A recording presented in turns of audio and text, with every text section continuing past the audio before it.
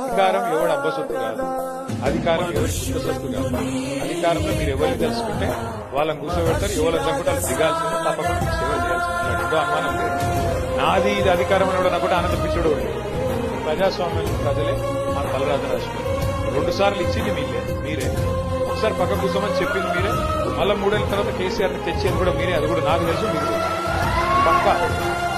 ఎందుకంటే ఇవాళ ఈ రాష్ట్రంలో అందరికంటే కడుపు మండినోడు ఎవరైనా ఉన్నారా అంటే రైతే ఉన్నారు. మనుష్యులందు నీ కథ మహర్షిలాగా సాగగా